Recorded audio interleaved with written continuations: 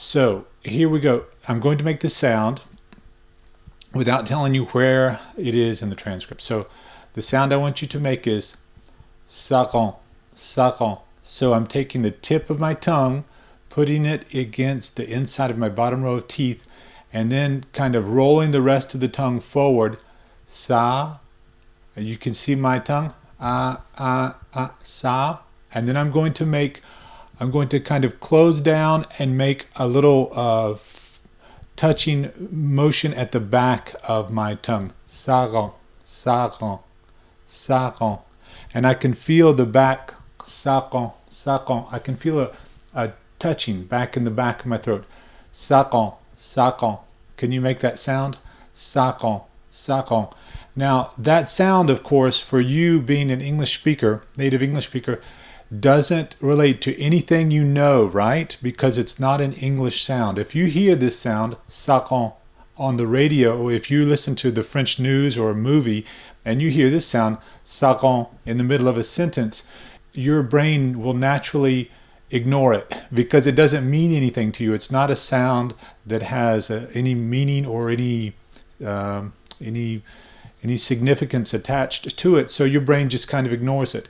When you shadow or echo, you're going to pick up more of the sounds and start to realize that those are sounds of the language that I need to pay attention to, and that's what's going to help your comprehension.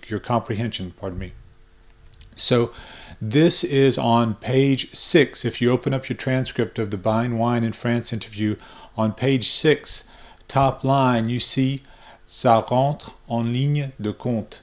Let's listen to the native speaker. Parce que ça rentre en ligne de compte pour tout le monde, parce que ça rentre en ligne de compte pour tout le monde, parce que ça rentre en ligne de compte pour tout le monde, parce que ça rentre en ligne de compte pour tout le monde.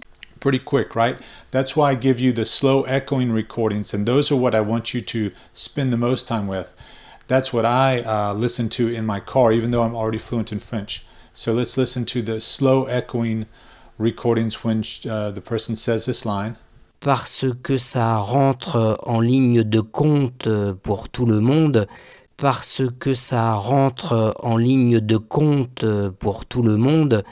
So now you try to say it. Ça rentre, ça rentre, ça rentre.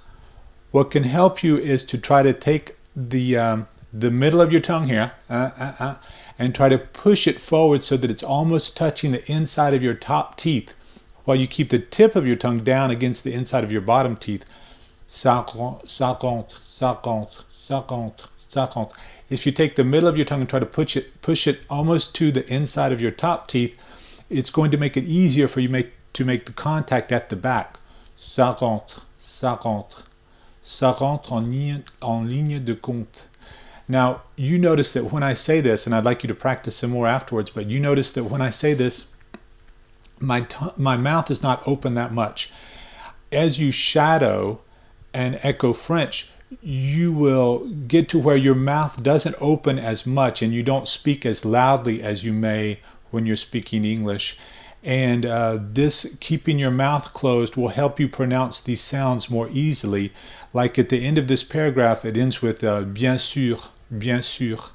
That is much easier if the tip of your tongue is down against the inside of your bottom teeth, tongue pushed forward, and mouth not that open. If you open your mouth, bien sûr, you can't really make that sound. You need to keep your mouth kind of closed. Bien sûr, bien sûr, bien sûr.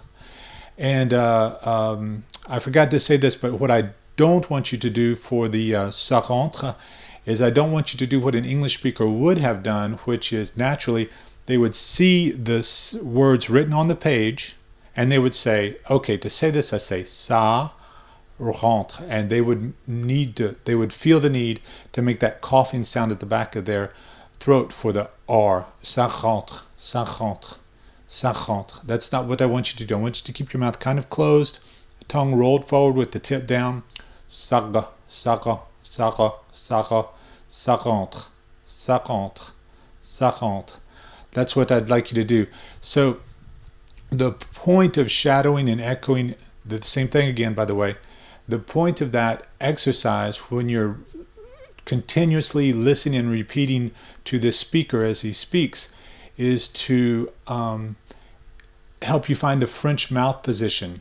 Once you find that mouth position, all of your French becomes easier to say, and all these hard words, supposedly hard words, like the French word for surgery, chirurgie, those become more easy or become easier to pronounce. So that's it. Let's see. Was there something else I forgot? Something else I was going to tell you. I can't remember what it was. Anyway, maybe you can write me an email if I forgot something that was obvious that I should have spoken about. Okay, have a good day.